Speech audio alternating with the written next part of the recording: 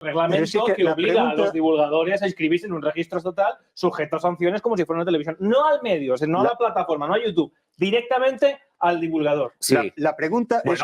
porque también hay que saber diferenciar cuando el divulgador te está haciendo una recomendación pagada y cuando no. O sea, pero no solamente eso, bueno, también hay que proteger de la desinformación. Sí, pero y de la identificación. Pedro, tú que vienes del mundo de comunicación, Pedro, tú que vienes del mundo de la filosofía. Pero no habla solo de la publicidad. Tú que vienes del mundo de la filosofía, sabes perfectamente que hay una regla inviolable llamada navaja de Ockham en lógica, que implica no multiplicar innecesariamente los términos. Para la garantía, en nuestros sistemas de Estado moderno está el aparato judicial. No tiene ningún sentido que crees un aparato, un sistema, un mecanismo de control paralelo. Está el aparato judicial, aparato extremadamente complejo, que a través del Código Penal, el Código Civil, el Código Administrativo... La sociedad en la que vivía Guillermo de Ockham era bastante más sencilla que la sociedad actual. La lógica, debo decirte, era la misma. Hasta tal punto que cuando Bertrand Russell retoma la reformulación de la lógica, la hace sobre la base del entia multiplicandum sum para aeter necessitate, es decir, Ockham al pie de la letra. Sí, pero quiero decirte, pero el Estado moderno no se puede basar en pensadores medievales, y eso también tienes que estar conmigo. No creo que en Francia, que en Reino Unido, que en Alemania, que en Italia, el Estado moderno lo que no puede hacer es retornar a formas previas al Estado moderno.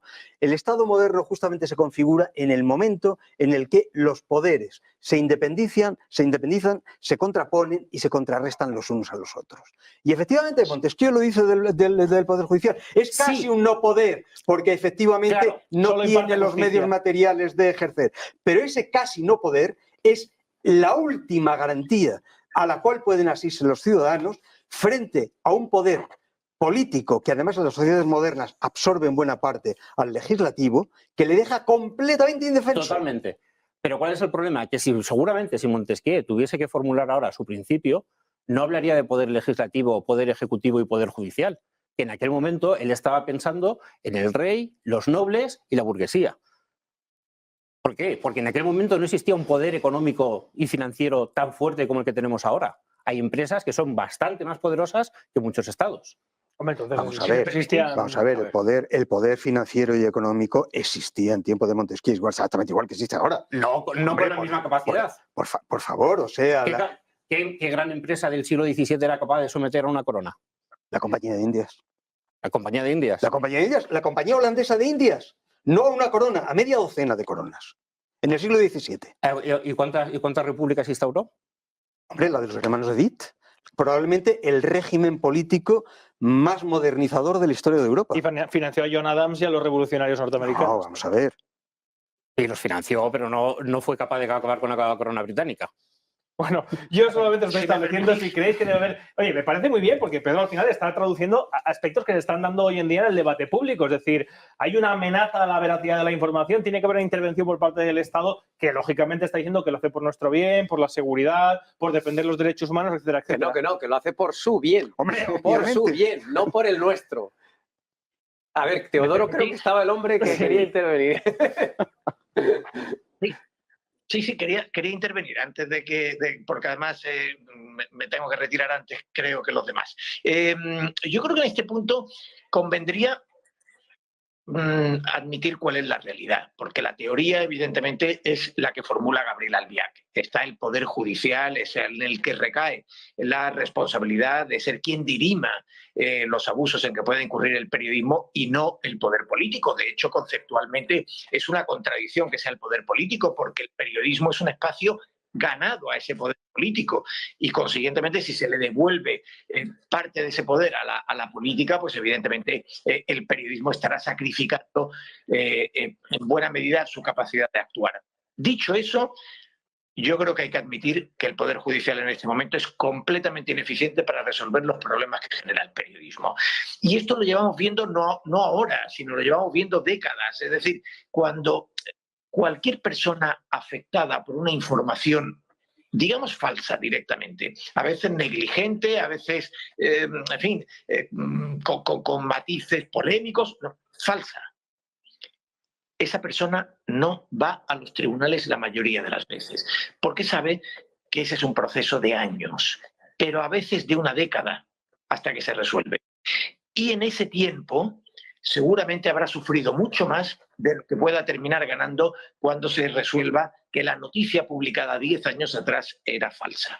Y en ese sentido, yo creo que, por ejemplo, modelos como el del Consejo Superior del Audiovisual francés, los consejos de prensa modelo alemán, digamos, el control social, pero no en manos del poder político, sino desde el propio sistema de medios. Unos ciertos mecanismos de control social yo creo que son necesarios para que el periodismo se oxigene y realmente resuelva parte de sus problemas. Si esperamos que eso lo resuelvan los tribunales, no lo resolverán nunca. Yo ahí sí que debo de discrepar. Es cierto que, claro, ya entraríamos en el terreno de cuestionar la rapidez de un juzgado, ¿no? Es verdad que hay partidos judiciales que funcionan más rápidos que otros, hay otros que lo normal es que estén bastante colapsados, y sí que puede ser un poco contradictorio, ¿no?, que alguien pretenda proteger su reputación, por ejemplo, de manera inminente y tenga el juicio dentro de año y medio.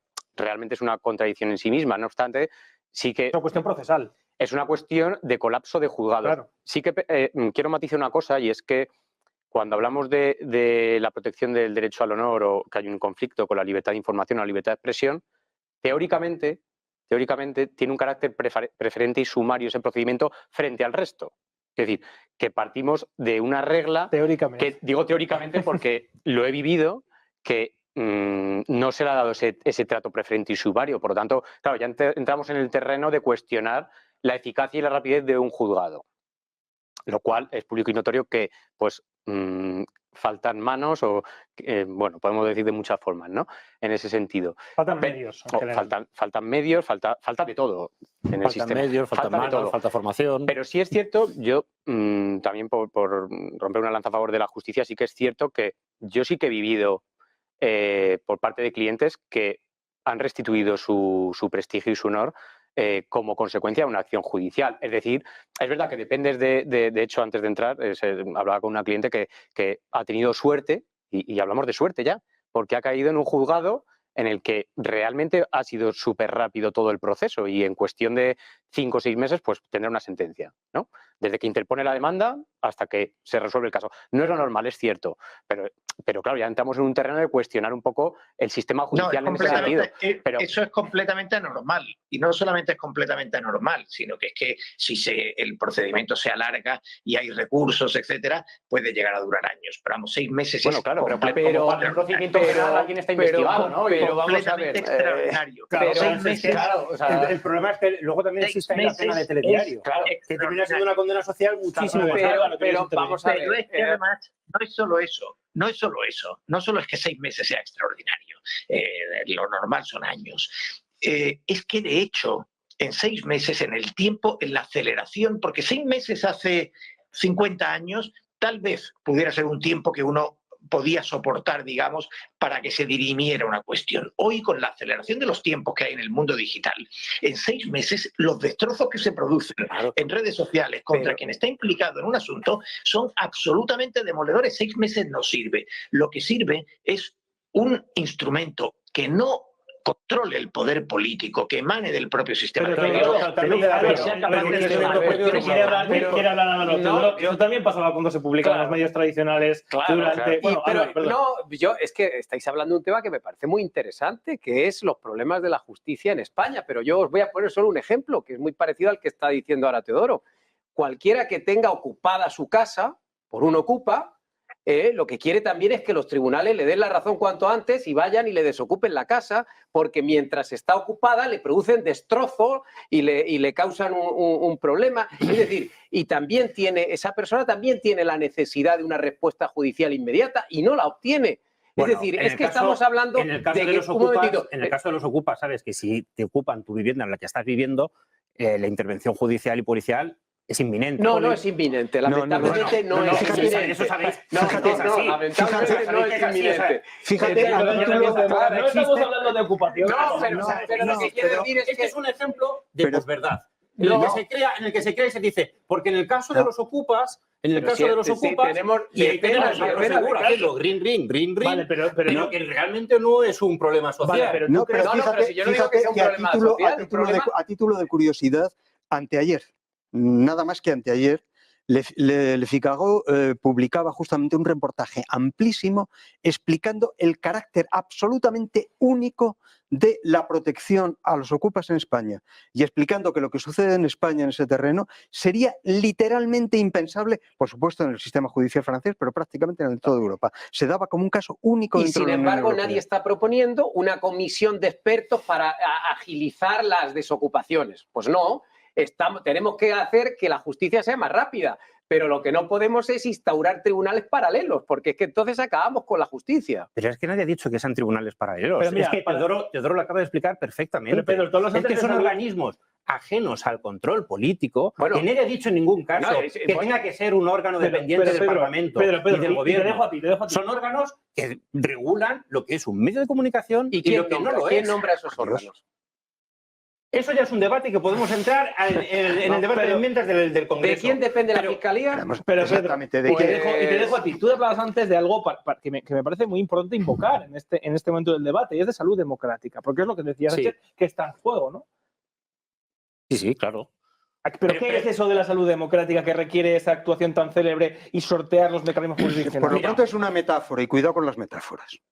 Claro, es cierto que es una metáfora, pero todos entendíamos... Sí, es cierto, pero todos entendemos que el sistema democrático se basa en que hay unos medios de información que te transmiten, lo que hemos estado hablando, te transmitían los relatos de lo que pasaba, esas informaciones que tú necesitabas saber para que luego tú llegases a las elecciones y tomases la decisión de a quién querías que estuviese al frente del Poder Ejecutivo y del Poder Legislativo para gestionar la sociedad.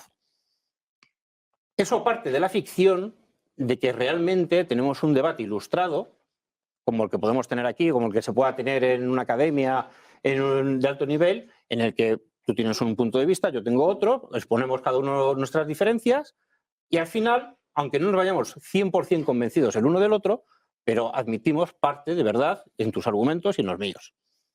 Y llegamos a un punto común. ¿Cuál es el problema? Que la sociedad, no solo la española, ojo, la norteamericana, como define Teodoro Logon-Gross, después del trumpismo, realmente está cada vez más en todas las sociedades occidentales. Realmente, al final, lo que se encuentra es que tienes una caja de resonancia en la que no quieres saber nada del otro, en la que desprecias los argumentos de tu adversario. Pero eso pasa simplemente. Siempre. Eso ha pasado siempre. Claro. ¿Y por qué requiere una intervención estatal ahora en este momento de los medios de comunicación digitales? Porque vamos tarde. No la requiere ahora, la ha requerido siempre. Pedro, lo que yo no hemos hecho nunca, pero la ha requerido siempre. Pedro, lo que yo no entiendo... Francia no es una república bananera. Alemania no es una dictadura socialcomunista bolivariana. Reino Unido no es una democracia de un Estado fallido. Pero esto Pedro Sánchez, ¿por qué no lo incluyó en su programa electoral en las elecciones de julio? ¿Por qué lo saca ahora que tiene un problema? ¿Por qué lo saca ahora que tiene un problema su mujer y llevamos 2 meses con informaciones de su mujer? Y él no se le ocurre otra idea para tapar esto que montar una regulación de la prensa. Esa es una buena pregunta que se le puedes hacer a Pablo Iglesias, que lleva diciendo que ahora Pedro Sánchez ha descubierto la máquina del fútbol. Claro. No lo sé, pero que eso lleva actuando y que lleva existiendo siempre, pero no de ahora. Pues Sánchez lo acaba de descubrir, Que a Pericles también le pasaba. Sí, pues ya veo que Pericles también difundían que su mujer era tal y era cual, o sea, que los bulos han existido siempre. Claro. Pero eso no quiere decir que tengamos que mirar para otro lado y no hacer caso. No hay que mirar para otro lado. Pedro, lo que yo no acabo de entender es por qué dices añorar la unidad de la narración, la unidad narrativa. No, yo no la añoro. Sí, dices, antes existía una narración homogénea y ahora se ha fragmentado. Vamos a ver, narración en griego se dice mitos, como tú sabes perfectamente. Entonces, lo que los dioses me protejan de añorar es el imperio de los mitos unificados. Frente a, naturalmente que todos operamos con sistemas mitológicos, conscientes o inconscientes, pero cuanto más los fragmentemos, mejor. Y vamos a ver, yo pienso que en lo que nos encontramos ahora mismo, de verdad que no es en la creación de una especie de máquinas de crear mentira, de crear bulo, yo prefiero decir mentira, que es más claro, a cargo de los medios de prensa por motivos más o menos ocultos o explícitos.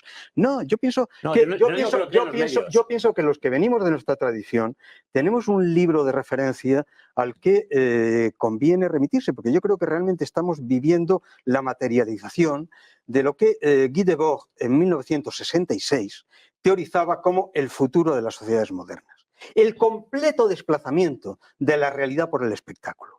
No es verdad que a lo que estamos asistiendo sea a la proyección de mentiras, a la proyección de fakes news. No, a lo que estamos asistiendo es a la construcción de grandes espacios escénicos que suponen una fuerte gratificación libidinal para el espectador y que lo convierten sencillamente en un actor más de la escena que se le construye. Y eso no nos vamos a engañar. El único que tiene capacidad para producirlo en España, como en todo el mundo moderno, es esa máquina majestática llamada Estado. Los pobres medios de prensa son átomos dentro de ese juego. Son átomos dentro de ese juego, es cierto, pero son los brazos que articulan ese juego.